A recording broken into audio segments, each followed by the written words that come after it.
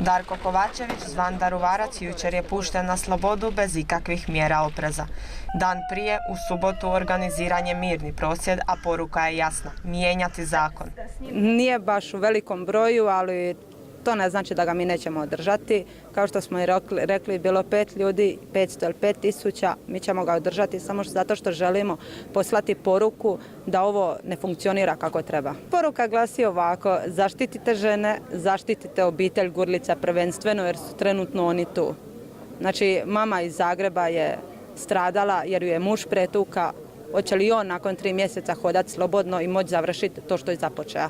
Hoće li djeca ostati bez majke samo zato što su takve institucije i takvi su zakoni? Znači nikakvi. Obitelj Lorene Gurlice je u strahu. Razmišljaju o odlasku iz Hrvatske. Nemaju oni nikakvu poruku jer su razočarani jednako kao i mi presudom. Jesu u strahu? Normalno da jesu u strahu, vidjeli ste i sami zadnjih događanja da su im stizale prijetnje i da su ti ljudi uhvaćeni. Po izlasku iz zatvora u nedjelju u jutarnjim satima Kovačevića je čekao taksi. Okupljenim novinarima kratko je prokomentirao kako neće bježati.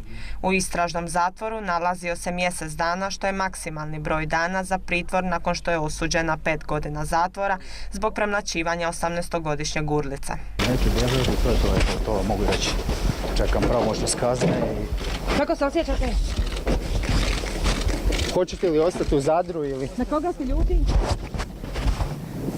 Vraćeni su mu svi osobni dokumenti te se može slobodno kretati unutar i izvan granica Republike Hrvatske.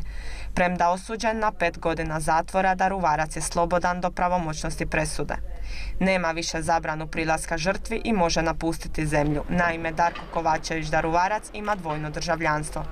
Podsjetimo, svojedobno je ministar pravosuđa Dražen Bošnjaković po hitnom dolasku u Zadar izjavio da će se izmjenama unaprijediti pravni okvir kako se ovakve stvari više ne bi događale.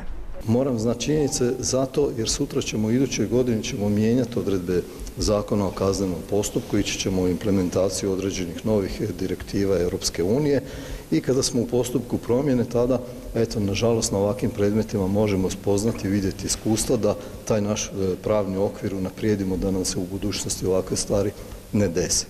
Mediji prenose kako Kovačević smatra da su za vrijeme trajanja postupka ugrožena njegova ljudska prava te se planira žaliti sudu za ljudska prava u Strasbourgu. Nije precizirano koga bi u tom slučaju tužio, medije ili pravosudne institucije, koje su po mnogima u odnosu prema žrtvi zakazale.